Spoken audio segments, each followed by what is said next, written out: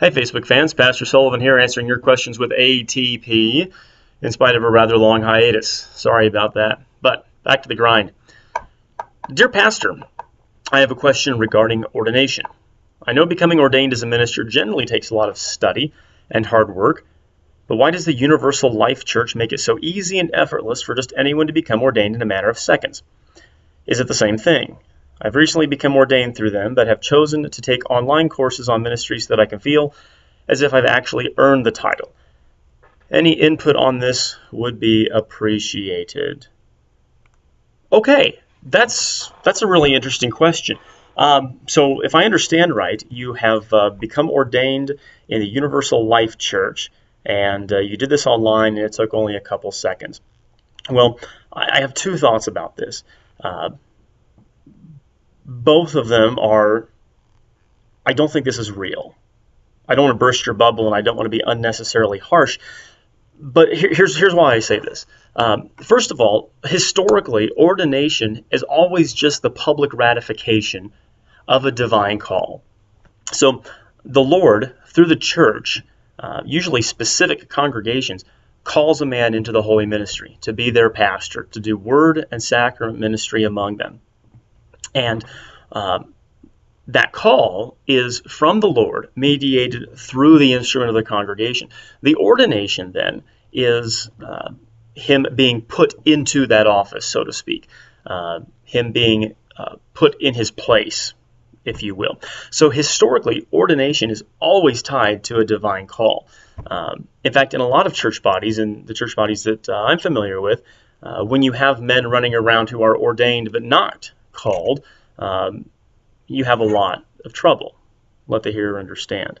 That's a different Bible study, as we say.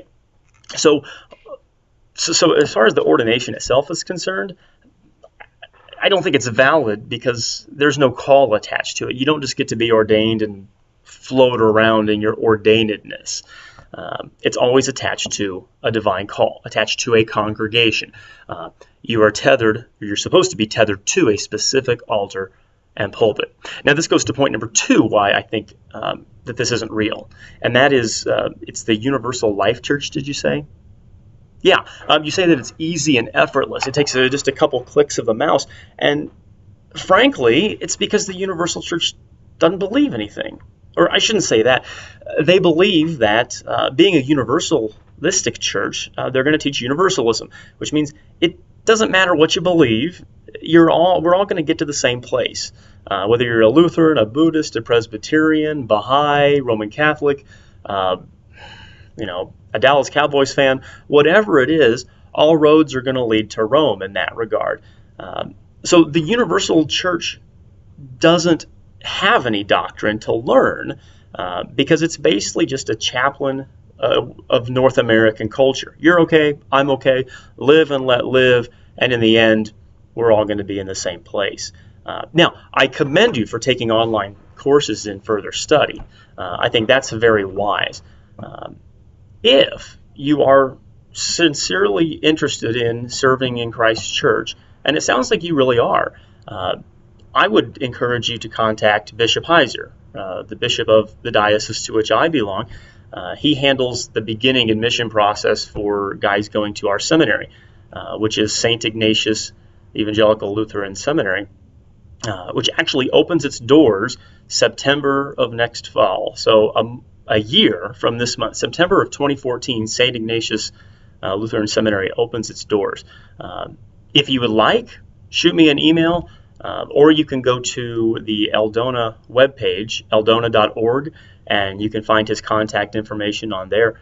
But if you'd like to consider a more serious ministry in a very serious diocese that has very serious doctrine, as you can tell from what we've been doing on here, contact him, and he can put you in the right spot then. So thank you, sir, for your question. Like I said, I'm sorry to have to be so harsh or blunt, but ordination is something more than what this church is making it to be, as is the Christian faith, unfortunately. So thank you for your question. Keep them coming. To all y'all out there, if you have questions, please send them to this email address, atpholycross @gmail.com. Please send us your questions, because if you don't send us questions, we don't have anything to talk about. And then you'll force me to talk about whatever I want to talk about, and that's not exciting. So send us your emails and your questions. And as always, we'll see you next time.